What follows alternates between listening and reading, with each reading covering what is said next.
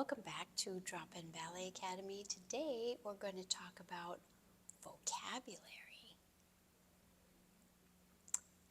Now, no one ever told me this, ever, but I figured it out from being very, very confused. You may go to a ballet class and they're using some words, and then you kind of maybe think about those words after your class, and then you go maybe to another class, and then you think, okay, some of these words are sort of, I thought that was, and this was, because you're hearing the same words, but you're not seeing the same actions. Or you're seeing the action, but it's called a different word, and you're getting confused, and you think that your memory is gone, and you think that you're not remembering correctly. So then you relearn it. Then you go to another class, and now it's more like, this is what's happening, people, and nobody told me this either. There are different schools of ballet. And they use the same words to describe different things, and they use different words to describe the same things. Like basically you have your French school, your Russian school, and your Italian school, and then the Spanish might be doing something completely different. I don't know about what they're doing.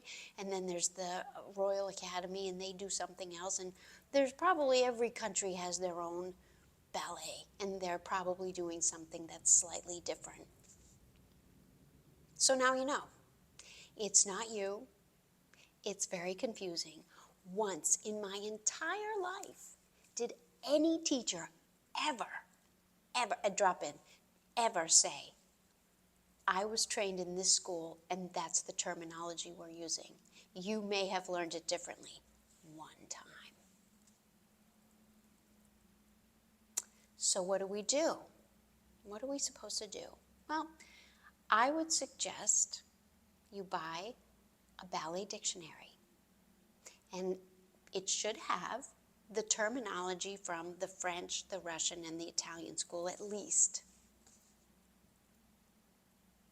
And some rainy day, read the dictionary. I know it's only this thin, don't freak out. You're not even going to read the whole thing. You're just going to go through all the words and pronounce them with the pronunciation key. And if you've heard that word before, check it off. Go through the whole book, because you know what? The good news is classical ballet is not creating any new steps. They're not adding anything to this dictionary. So you want to start with this very foundational, and you just look at the whole thing. Now you know what you've seen and what remains to be seen. You can read the definitions if you want to, but they are so confusing that, like my grandmother would say, they could confuse a two-car funeral. It's impossible to use language to describe these simple things. You will think it is brain surgery, and you'll freak out. So don't, you can if you want to, but if that happens, I'm just telling you that might happen. And it doesn't mean that it's complicated. It means that words are not sufficient. So that's what we're going to do about vocabulary. And you may go to some class and they're calling everything ham sandwich, or they're speaking in Vulcan or whatever. Who cares? It's really not important to technique. Next lesson.